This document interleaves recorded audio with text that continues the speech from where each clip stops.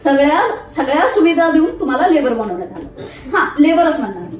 आता तुम्हाला प्रश्न पडेल, इकॉनॉमिकली इंडिपेंडन्स भेटतोय, तुम्ही कमवते आणि तू लेबर बोलते? लेबरच.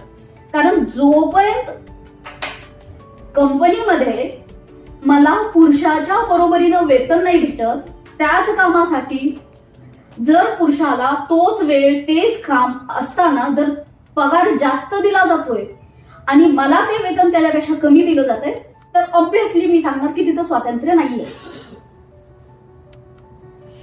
मला तिथं स्वातंत्र्य पाहिजे. आणि तर मग अशा प्रकारे अमेरिकेनं स्वातंत्र्य दिलं आणि कुठंतरी ही चळवळ इक्वॅलिटीकडे वळाली. काय इक्वॅलिटी? मला पुरुषाची बराबरी करायची. आणि याला जाणीवपूर्वक काही लोकांनी, काही संघटनांनी जाणीवपूर्वक वेगळी दिशा द्यायचं काम केलं की इक्वॅलिटी पाहिजे. तुम्ही बाहेर जाताय, क्लबिंग करताय, मी पण क्लबिंग करणार. मला लग्न करायचं नाहीये, माझ्या शरीराचा खराब होतोय आणि blah blah blah blah blah. Actually हे स्वातंत्र्य नाही. कोणासोबत जाऊन इक्वॅलिटी करणे हे स्वातंत्र्य नाही. मला माझे विचार मांडता यावेत हे स्वातंत्र्य. मी कमवलेल्या पैशाचा काय खर्च करायचा आहे, मला हे स्वातंत्र्य.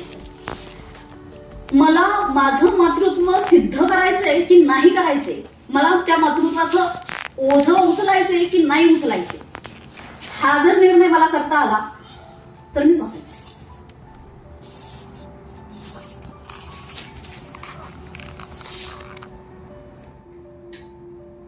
तर आपण तसं बघतोच आहे की जेव्हा आपण जातोय, कामावरती जातो, कामावरती कितीतरी घटना घडत आहेत सध्या, किंवा ट्रॅव्हलिंग करतो, त्या कामासाठी आपण जे काही ट्रान्सपोर्ट यूज करतोय, त्या ट्रान्सपोर्टमध्ये किती मानसिक छळ आहे. शारीरिक छळ होतोय, मानसिक छळ नाही म्हणत मी तर म्हणत की मानसिक बलात्कार होतोय. कामाच्या ठिकाणी होतोय, जाताना होतोय आणि घरातही होतोय. भले तुम्ही विमानानं पायलट झाला आहात, विमान उडवत आहात, पण काय आहे, ते विमान उडवायच्या पहिले ते तुझे 2 मुलं जे आहेत त्यांचा स्वयंपाक, आल्यानंतर ते काय खाणार आहेत त्याची तयारी, किंवा आज जे आपण मीटिंगला बसलो सगळ्यांची तयारी करून जे येऊन बसलो आपण, त्या सगळ्यांचं स्वातंत्र्य, त्या सगळ्यांपासून स्वातंत्र्य पाहिजे. आता तुम्ही म्हणताल की पुन्हा ती लढाई पुरुषासोबतच झाली. नाही पुरुषांसोबत लढाई.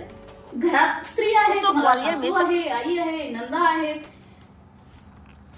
असं काही नाही की पुरुषानंच येऊन नवऱ्यानंच तुझं काम केलं पाहिजे, असं थोडी नाही. तुम्ही तुमच्या मुलांना पण मॅच्युअर बनवा. तुम्ही तुमच्या मुलांचे सुद्धा मानसिक गुलाम आहात की ही माझी जिम्मेदारी आहे. अरे किती वर्ष जिम्मेदारी आहे? मुलगा तुमचा 18 वर्षाचा झाला, 19 वर्षाचा झाला, नाही त्याचं लग्न झालं की मी जिम्मेदारी तुम्ही. अरे नाही, त्याला 1 मूल झालं की मी जिम्मेदारी तुम्ही.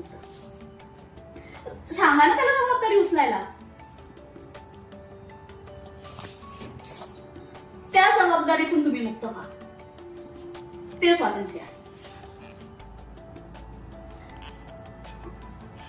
तर ही जी जिम्मेदारी उचलायची प्रक्रिया आहे, किंवा what is the responsibility, if you understand, and whose responsibility is this, if you understand, then you are free. तर मग तुम्हीच ठरवा. आता तुमच्याच हातात आहे की तुम्ही किती स्वातंत्र्य आहात आणि किती नाही. तर माझं वैयक्तिक असं मत आहे की मी वसा घेतला आहे जिजाऊंचा माझ्या पदरात, आणि शुभच रुजवत आहे मी माझ्या लेखात. धन्यवाद.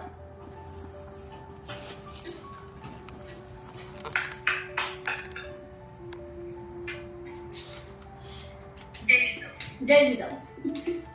स्त्री स्वातंत्र्य किती खरं आणि खोटं, स्त्री स्वातंत्र्य किती खरं आणि खोटं, अतिशय सुंदर विषय निवडला होता तुम्ही. आणि तुम्हीच आम्हाला प्रश्न पण विचारलाय की खरोखर आपण स्वतंत्र आहोत का.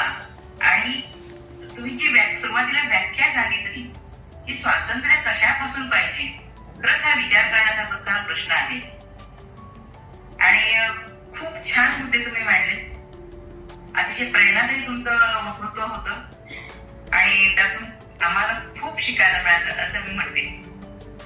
धन्यवाद तुमचे. तुम्ही आमच्या विनंतीला मान देऊन आपलं आजच्या या कार्यक्रमात उपस्थित राहिला आणि तुमचं अनमोल मार्गदर्शन केलं. याबद्दल आंतरराष्ट्रीय जिजाऊ ब्रिगेडकडून मी आपली आभारी आहे.